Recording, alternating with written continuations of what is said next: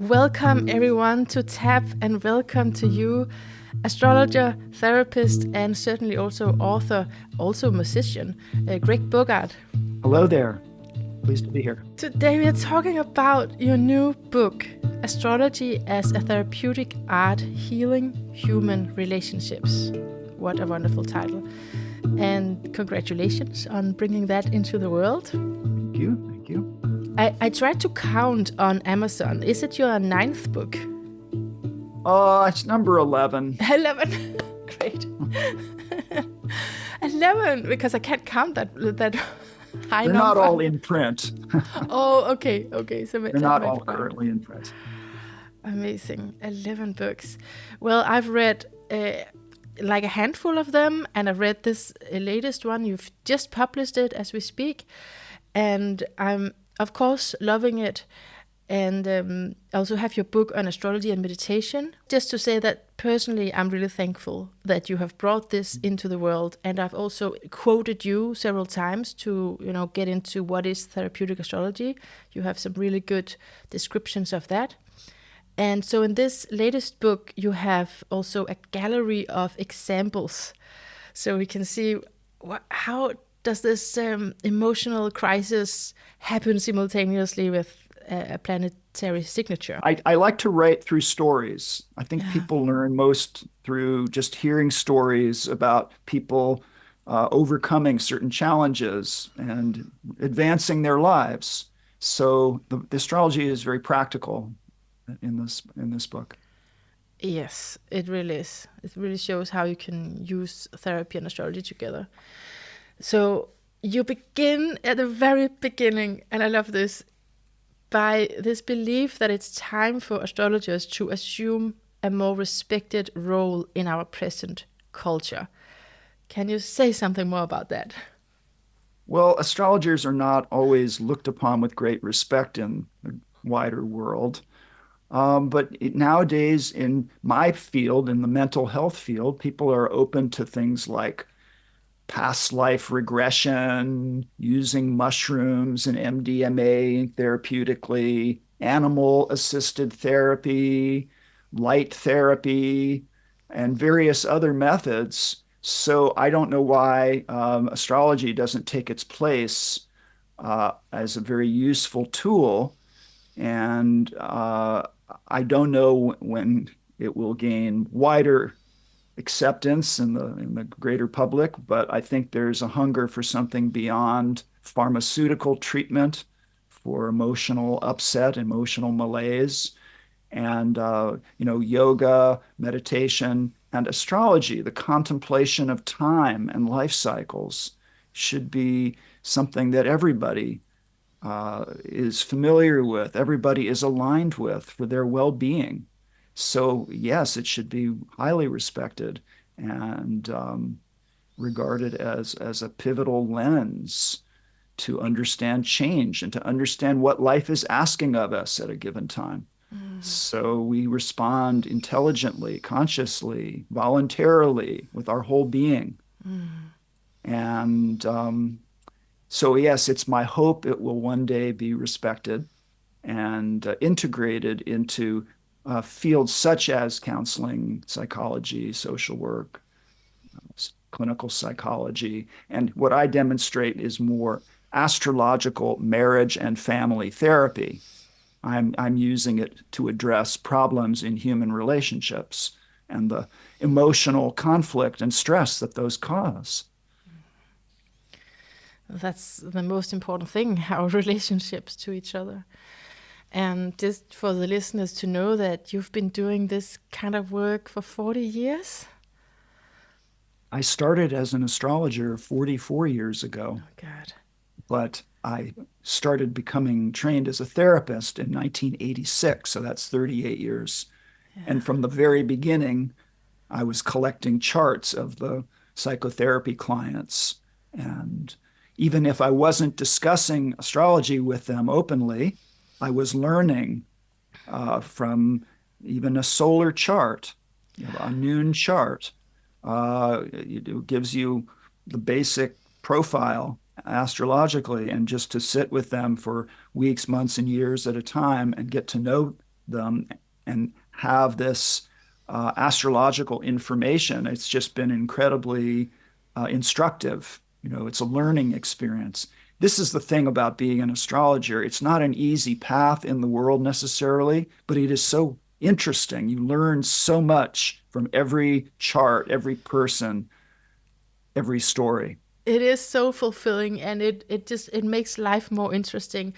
And I really agree with you. It's my experience, in my experience as well, sitting with clients and not talking about astrology, but hearing it like from what they say. I can hear it when I look at that chart. So Yeah. And in terms of how it can be more respected, yeah. I think it's by people going into the world in their different occupations and being very impeccable, whether they're practicing law or financial planning or real estate development or some other unrelated occupation, but they do it with excellence and impeccability.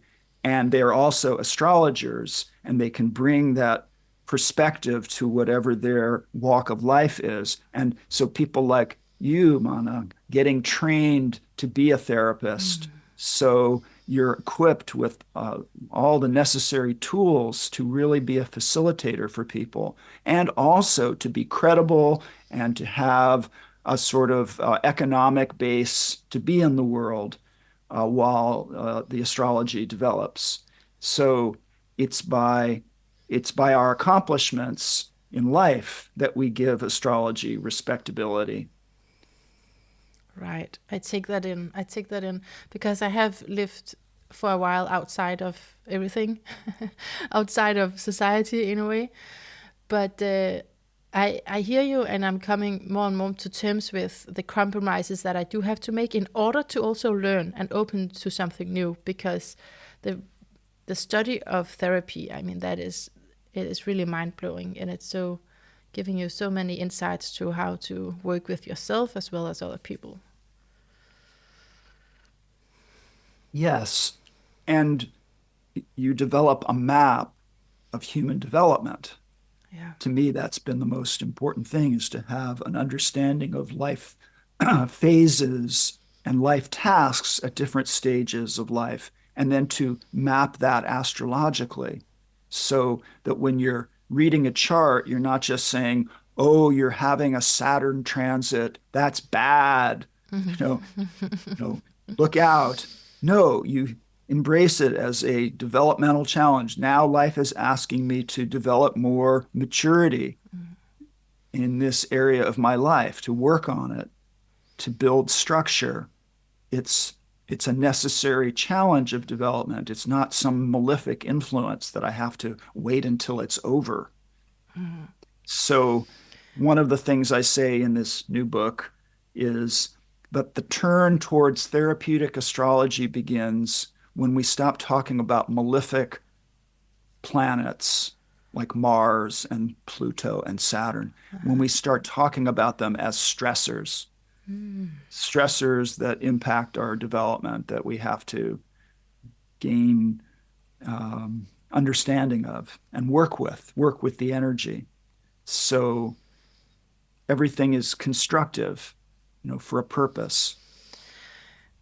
For sure, I'm getting the sense that I have some questions here, calling, calling for my attention. But I really want to just wrap that bit up because it's like there's two things here. One thing is astrology as it was traditionally, with the reminiscence of old ways of talking about malefics and what you just said there.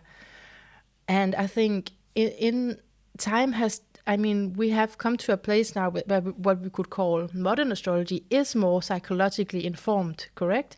Yes.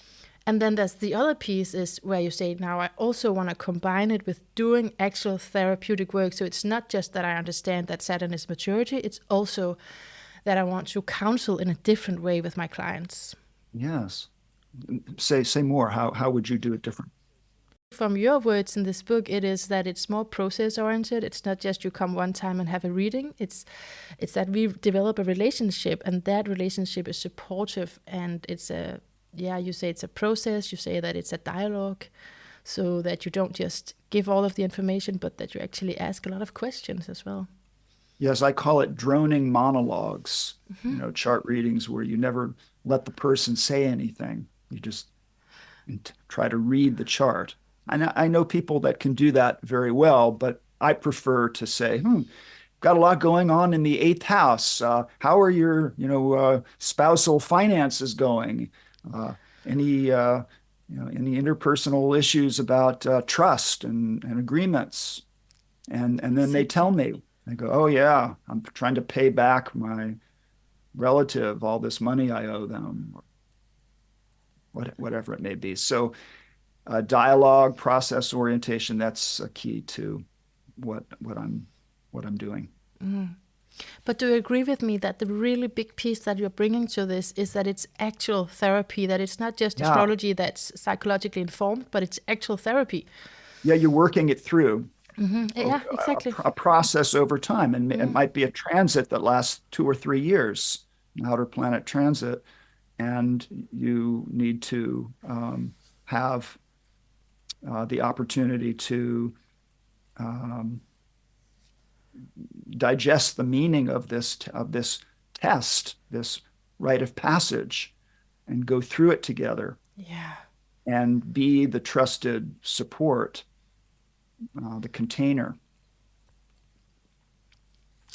You know, it used to be my two favorite persons before I knew that I would become a therapeutic astrologer myself. I used to say that the two kind of people that I would think I could trust the most in would be astrologers and therapists because they're there to understand.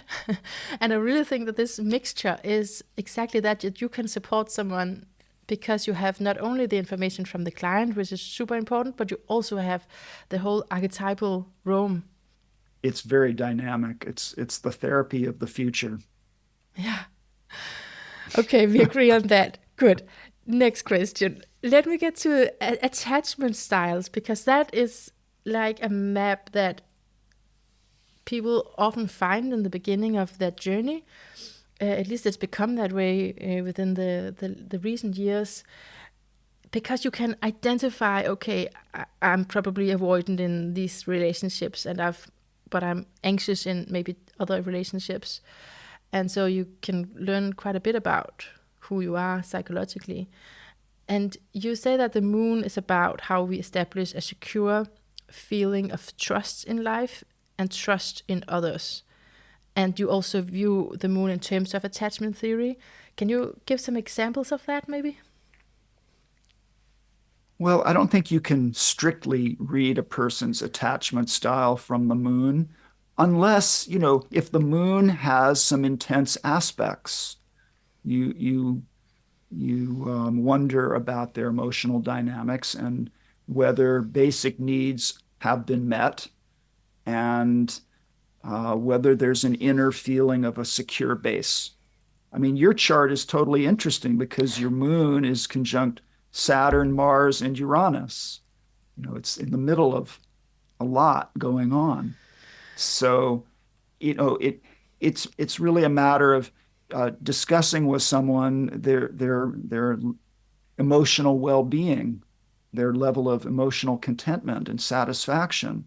And from that, you typically hear one of a number of scenarios, in one of which person is secure and they have their attachment figures, they have their family or clan or spousal relationship or good friend relationship that provides that emotional comfort, emotional safety, emotional reassurance. But let's say someone has the moon involved in some intense aspects with Mars or Pluto. Well, maybe there was a lot of aggression and disagreement or heat in the earliest caregiving, in the relationship with mother or whoever the primary caregivers are. So there's more the volcanic dynamics, the reactive dynamics, and so sometimes the relationship, the person isn't inwardly satisfied and secure. They feel frustrated in their human relationships. They may feel resentment. They lash out. They have the insecure feelings. They're not sure who they can, depend on to get needs met. And so they're in a constant stress pattern in interpersonal relations with blowups and breakups and, you know, big tears in their closest connections. So we call that related to insecure ambivalent attachment. Yeah. It's simply we're coming to terms with love and hate. The people we love, we sometimes have those really volatile, intense feelings about. So that's a whole other topic. Then the more Uranian context to the moon, you know, I have actually, in truth, the moon aspects every planet in my chart. That's the honest truth. I remember you said that, but that was in the context of what is a good therapist, right? Well, You could look at the moon. the moon would probably be emphasized one way or another Yeah. in the chart of someone who has the emotional interest in being a therapist and the emotional capacity. Not Yeah. everybody wants to do that. I get that. But anyway, so one of the aspects is moon opposing Hmm. Uranus. And and there you see more the avoidant attachment style of being a little cool and unreachable or Yeah. acting unavailable and or skittering away in anticipation of unmet needs, breaking off connection. That's more Uranian avoidant, insecure attachment style. So it's not a strict formula. You see the moon in an aspect to Venus and Jupiter. You might infer, at least your initial inference might be, the person might feel more emotional nourishment. They feel like they're getting love, they're getting affection. They know where that feeling is to be found, that gratifying feeling, the moon. Um, and honestly, this is just how I roll with it, how I feel it myself. Moon Mercury is a very interesting, typically a conjunction or a square Moon Mercury or an opposition. There's a certain jittery emotional field that's just sort of anxious in its nature and needs to learn to kind of slow down to resonate with emotional experiences. Anyway, so I think every practitioner has to make their own maps, but I've, in a general sense, I look at the moon. If the moon is a focal point of activity in the chart, as it is in many charts, we try to sort out some of the complex emotional dynamics through the symbolism. So, but it can begin with something as simple. You see, is it okay for me to mention your chart since you gave it to me? Sure. I just want to comment that that is exactly. It was a little bit of a. I was curious to see if you would answer that straight up, but you kind of answered with so many nuances that I cannot ask the follow up question, which is what do you then do when there are opposing forces, right? When if you were to have, for example, Sun in Cancer in the seventh house, and you just and that could be maybe I don't know if that would be secure, but that would maybe lean to a side where you are more in attunement with other people, and then you have Moon Uranus, right? So that would be my follow up question. But it seems like you are more nuanced than just certain signatures. Well, the thing is, from what you just said, you can tell a story. Yeah. The sun in Cancer in the seventh house, there's a purpose and an intention to find relationships that bring that emotional reward, that emotional satisfaction, that family feeling, that closeness, that secure base, right? That John Bowlby talks about. But you're saying the same person has the moon, Uranus. Exactly. That's just in my mind, that this often happens when we want to find this is the way it is, then the person has the kind of the opposite thing going on too. Well, yeah. So you have different directions, Yeah. but it means to achieve the purpose of the sun, the identity of the Cancer sun, the person has to work through whatever uh, dynamics of coolness, avoidance, of breaking off emotional connection that interferes with that realizing the Cancer sun. Yeah. Or maybe they just get a great excitement out of emotional connection, Yeah. and excitedly share feelings and a feeling of freedom. So in other words, you just interpret that as it is lived by that person and try to say, what does that moon in Cancer need? Maybe they feel too smothered sometimes in their relationships. So they need, while they're solidly emotionally connected to someone, they also need to feel like I have my independence. I'm a Yes. free spirit. I'm my own person. Yeah. Just for example. Yeah. Oh, that's good. Good. We agree on that. That it's nuanced and we contain different sides and yeah. But go on, say the thing about my chart. That was I would exciting. simply, well, this the moon is conjunct Saturn, Yeah. Mars, Uranus, square the sun, Yeah. trine Venus. The moon is exceptionally strong in the chart, but I would simply start asking about the relationship of the parents because of the moon conjunct Saturn and Mars. And what what's the story? And then you would tell me, and I'm not asking you to do that here, but we would start to sort out some Yeah. of the complex, the pulls of the emotional life, right? For It's like sure. many tidal forces on that moon conjunct Saturn, Mars, and Uranus. But it also means like an immense emotional capacity.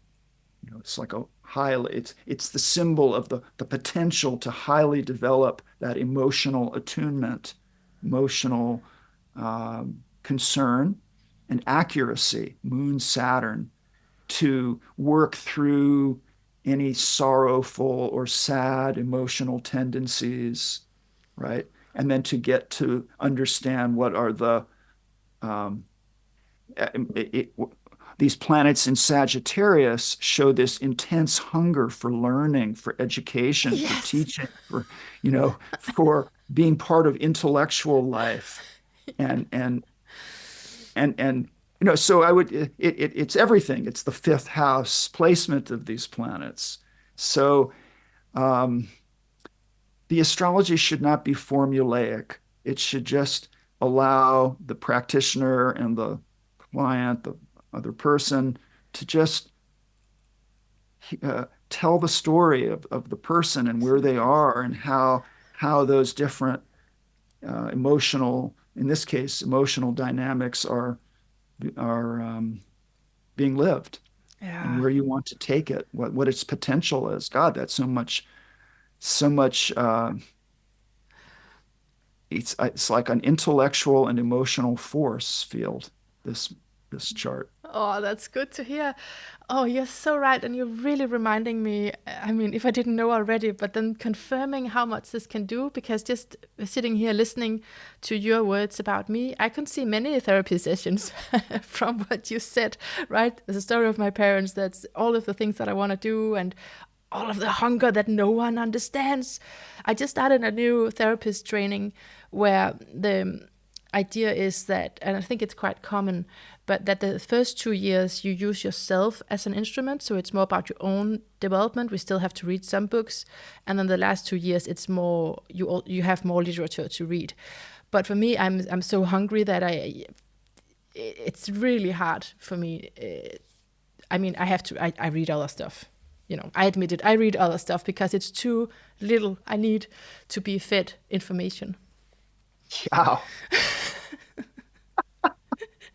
that's great.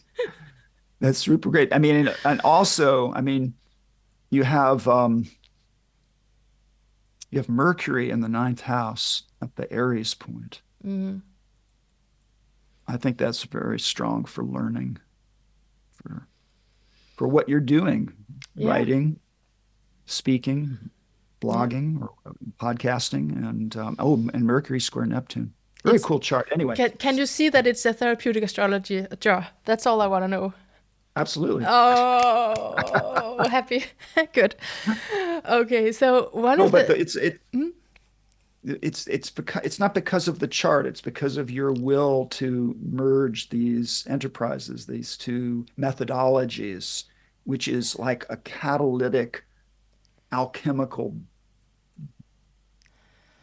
process. It's incredible Coming when you from within. merge the symbolism with an understanding of personality, attachment, motivation, stress coping. Yeah. That's a big theme in this book is the theory of mature adaptation. So what are the most adaptive, helpful ways to respond to the stressors in our midst, in our lives, all the little Mars pressures and the Saturn transits and this and that. And there is a continuum of modes of adaptation from the most dysfunctional, you know, passivity, not taking action, being in a kind of hallucinatory state where you're not dealing with reality, uh, denial, uh, addictions, alcoholism. These are the dysfunctional, maladaptive ways: avoidance, repression, and not seeking help. Right. So adaptive responding begins with taking action, seeking help when we need it, not being in a place of idle fantasy, getting out of our inflated, grandiose views. I tell the story of a guy who was getting on the verge of being fired from his job, for some defiant behavior, and he says, "I thought they'd never fire me. I thought I was so important they would never fire me." Yeah. And and so he just took advantage of his situation as most he could until he got called out on it. And then he said, then I nearly got canned. I nearly got fired from my job. And I thought I was untouchable. So overcoming those kinds of thinking, overcoming learned helplessness, and altruism is considered high adaptive functioning. So anyway, there's ways of responding to planetary transits in the light of this.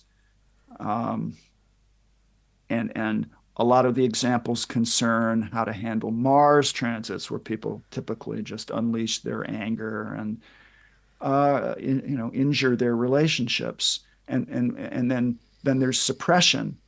Do you just suppress anger? No, but there is a way of directing Mars, being direct with your actions, your words, your intentions, your boundaries, what you will and will not stand for in your life, where that it doesn't become a festering wound. In other words, you resolve your Mars conflicts and have a kind of incandescence of personality and will without it uh, blazing out of control, destroying your friendships or your marriage. I think a lot of people, a lot of us, including me for sure, needs to learn that Mars energy to direct it in a proper way. It happens to everyone. I had Pluto conjunct Mars in Sagittarius, and I got enraged with. I had a boss. I had originally hired this person, and through different organizational politics and skullduggery, I was made to be subordinate to this person that I had Okay. hired. And Weird. so after a year, I got really upset and uh, and had to go to anger management classes, because for a minute, I lost my temper with my boss, my former employee. So, Did you you learn know, something? Did you oh, learn? Yeah. great, great. Okay, Yes, good. and I was in anger management classes with people who had been in prison, Yeah. people who had done, violent crimes. We all talked about what the cost is of our destructive anger, different levels of damage or problems. But yeah, very instructive. So yeah, that's It's because we haven't learned to be angry. I think it's because of the suppression that you mentioned. Then that now it becomes out of control, rather than something that you can better steer. Yes.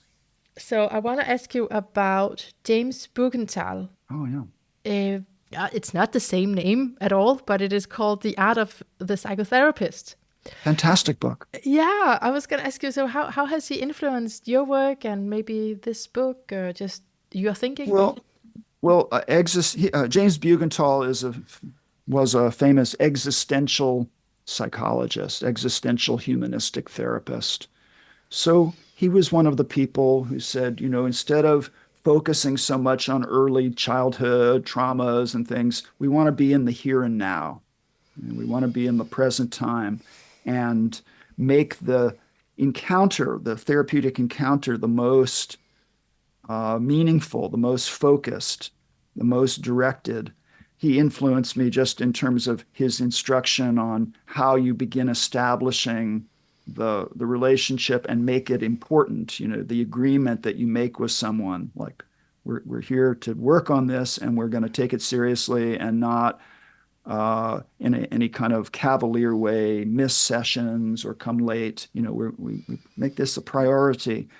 Um, but in the art of the psychotherapist, the other thing in his earlier work is about inward searching. Yes. We're not there to tell the client what to do, how to solve their problems. We assume that the answer is inside them, Yes. that they have resources that they're not connecting to work out this problem for themselves. But we have to search inwardly. So I use the example in the book, Astrology is a Therapeutic Art. The person with a Mars-Uranus conjunction in the seventh house in Cancer, and lots of breakups in relationships. And I'm just telling you these two planets. That's the only thing I'm saying. But Mars in Cancer sometimes shows a sort of a volatile family atmosphere. And so a simple question about that reveals this whole family conflict and how the father stormed out of the house and left the family, just sort of defiantly pushed everyone away and just, and how angry everybody was. So the question, like, why do you keep breaking up with the boyfriends? You get pissed off and then you're out of there. Mars, Uranus in the seventh house, really just sudden breakups. And Would you ask the client that, or would you kind of already know?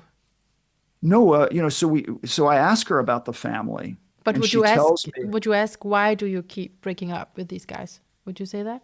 um, I don't know that I ask it directly as a question, or maybe, well, this is obviously a concern for you. Yeah, let's inquire, like to try to Yeah. get a deeper understanding of why it is you keep acting this way. Yeah. So sure, and then the simple question about the family, Mars and Cancer, was there any anger in your family? Oh Yeah. my gosh, Yeah. yes. Yeah. So and then the question is, what are the resources to deal with that differently? Like if you're feeling smothered by a guy, do you just think do you just go to the place where you write him off and think he's immature and too clingy, and then, you don't need this barnacle hanging on you? Or do you realize there's value in sustaining connection, Yeah. even when it's irritating, emotionally demanding and irritating? So that's the resource. That's going to be necessary for her to be able to have any relationship that continues any length of time. So yeah. No, that's my point in asking that are really so helpful questions.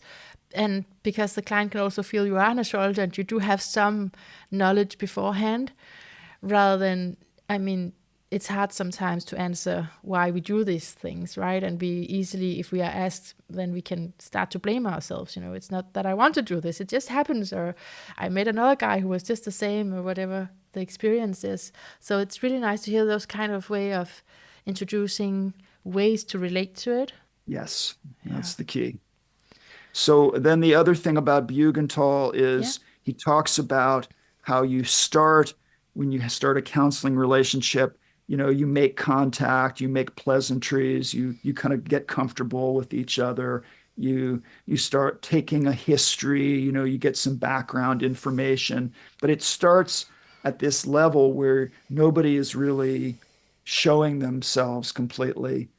And then over time, you start to be more authentic, more real, and you have these impactful conversations. He calls them critical occasions, where you allow yourself to really respond to their situation with your authentic feelings, your authentic response.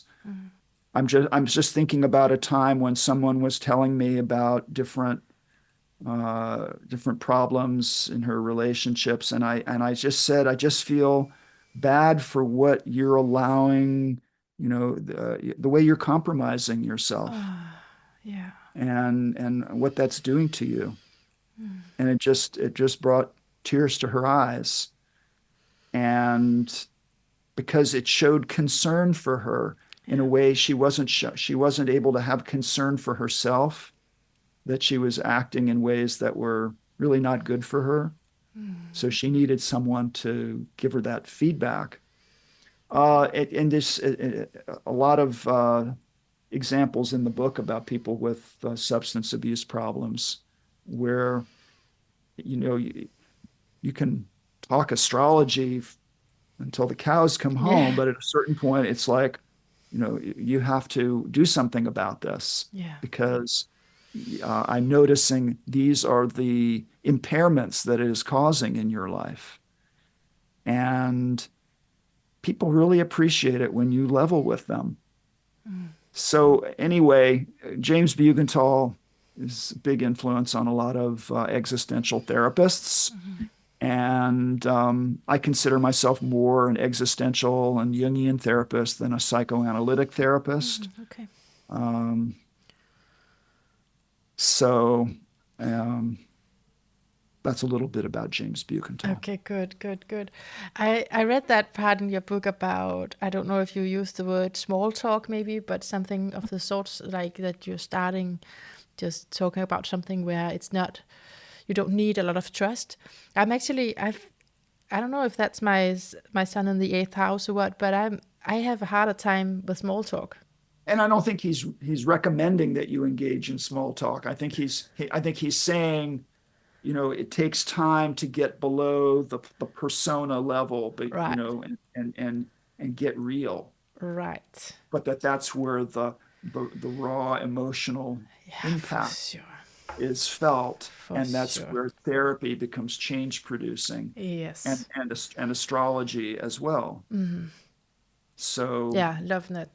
That's good. But so actually, your comment there to the client about how it impacts you that she doesn't allow herself. This really has to do with my next question about self agency versus fate. And I spoke actually last week with another therapeutic astrologer, Maggie, about this work with agency, because that, I mean, it's not that there's not agency in astrology, it's just that it's often used as a method or as an intervention in therapy.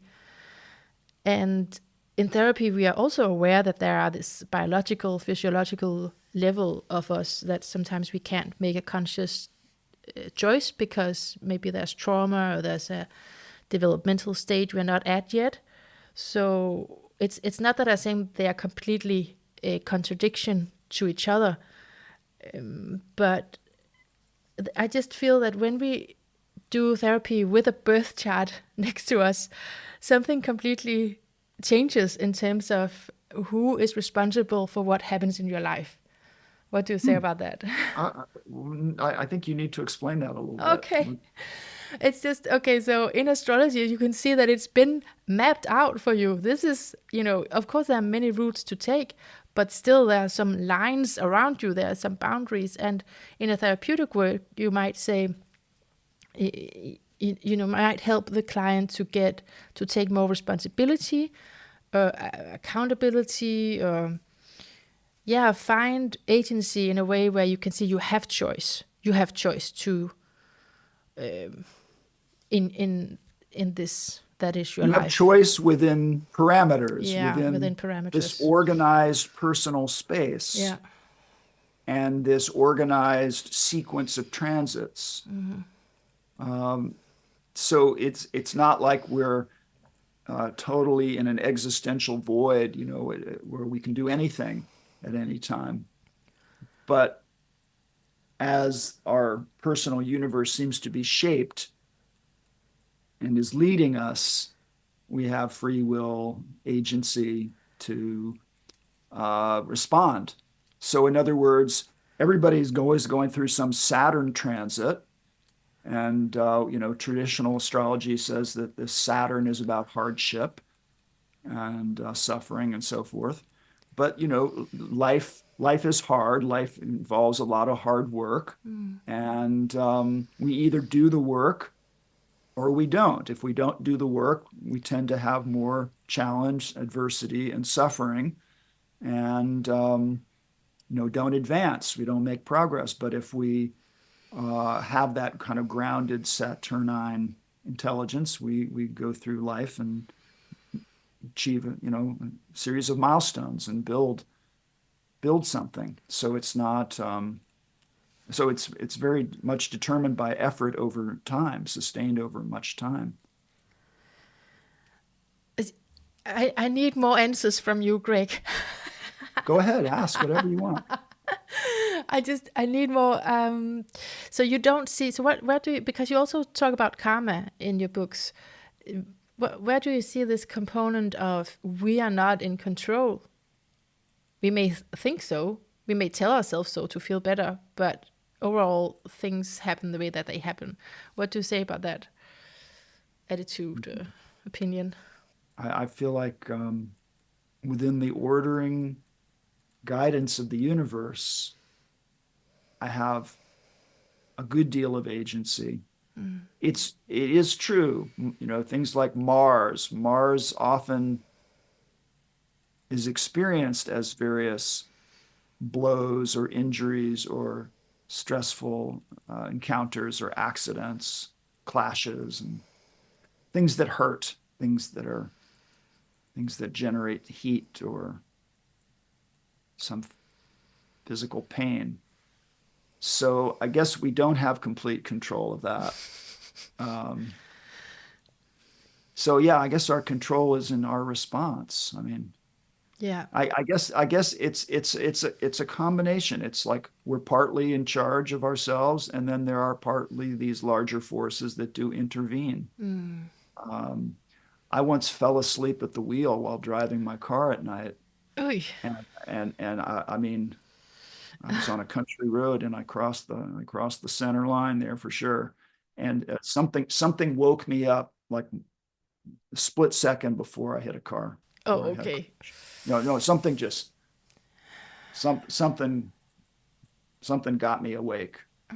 So so we have our guiding spirits. I would like to say. So I guess I don't have a good, clear, coherent answer to No, your question. no, of And course. but this is part of the mystery of astrology, of Yeah, being an astrologer, is yeah, that you come to feel awe about the things you are in control of and the things you are not in control yeah, of. yeah, And maybe the control is partly to just show up for the different experiences that are written into the script. But what I do believe is we can live it on different levels. It doesn't just come down to things that happen to us. We anticipate evolutionary stages, evolutionary experiences. We lean into it. We're anticipating that experience, and so we join with it. Even if it's illness or something unfortunate, we join with it. Uh, yeah. So how do we suffer our suffering consciously? with, and I'm not going to say without complaint, but with relative grace, relative grace. So yeah, it's Yeah. astrology hopefully gives us the depth, the soulful depth to meet that experience and even make that harmonious, integrated experience. Once I tore a ligament in my foot during this Pluto transit to Mars. I was at a staff retreat, and my good friend Mark has enormous feet. He must have size 12 or 13 feet. And in a basketball game, I tripped over his foot and I Oh turned my gosh. entire foot over. Oh. So I tore a ligament, foot and ankle swollen for more than a year. And this is a bad accident. Yeah. Pluto conjunct Mars can rip you a bit. Yeah. But I took it as the opportunity to quiet down. I couldn't run, I couldn't exercise like I would. So I used the time to Yeah. read and write. It was like I was being reassigned for a year And so you to, find meaning in it and you take the opportunities that are in what happens. yeah, and you take the blows that You happen take the too, blows. Yeah. right? I mean, here's an example. Um, Somebody that I know had Uranus enter his eighth house and form some little bit stressful aspects to his seventh house ruler. And his wife got sued by somebody, and it was like a total shakedown. It was a scam, but they had all these legal expenses Yeah. to, but they worked it out. It just cost a bunch of money. It just cost a bunch of money to make it go away. But knowing that it was Uranus in the eighth house, quincunx some planets, he accepted, okay, some mishap was going to happen involving taxes or, money not returned, loans not repaid, or some problem with credit or debt. So instead, it was money out the door to some lawyer, and you know, so that's the kind of thing. It gives Exactly. you Yeah. Ways to cope, I guess, or ways to be creative and be in acceptance as well. Because I didn't mean to take the good mood away, speaking about this fate, but it's just it's just that this is such a question. I feel like I get perplexed by it, and I have to say I don't know what comes first. Yeah, read read Liz Green's yeah, book, The Astrology of yeah. Fate. It's the best thing that I've read on this Really, question. But it's really the mystery that every astrologer uh, grapples with. And I've sometimes been maybe called out on being too much on the end of saying we all have free okay. will, But yes, I've taken my hits from planetary transits. I know I'm not in control of Oh, okay. everything, um, but astrology gives us a tool to get traction on what's happening. And in therapy, So that's all we have to work with is the free will. We can't really change. So that is what we have to work with is your choices in whatever you are, what situation you are in. that's right. I know someone right now who has Saturn transiting opposite. She has Pluto in Virgo, Yeah, yeah. So that whole and generation right now is opposed by Saturn. so and it started a year ago. Saturn began opposing her Pluto, and she had Cancer, Oh, okay. and so the question was during this 3 time or 4 or 5 time Saturn transit opposing Pluto, was she going to have advancing cancer and die? And what has happened, she's a friend of Okay. mine, and she went through her treatment for cancer and took up a very healthy lifestyle, changed her diet, went to acupuncture, uh, got into her spiritual practices, health enhancing lifestyle and disciplines. And it's like a year and a half later, and she's really healthy and doesn't seem to have any current cancer. They did surgery and chemo and everything, but she's transformed through the health crisis. So I remember saying, we can't know for certain if if Is it your next meeting calling? no, it's okay. Um, We um, can't know for certain. we can't Yeah. know for certain, but we can just do all that we can to enhance your health. That's the part you can play Yeah. in it, and then we'll just see. You'll just see what happens. Yeah. So, So is it destiny or not? so Whatever. What we can do is, what is the higher version of this? And where you go Pisces. That's something about your health and routines. yes, indeed. Yeah. Okay, Greg Bogart, I just want a photo of you, of us on this Zoom call. Are you ready? Oh, well, It's, I don't look like too much of a beast. Okay, okay.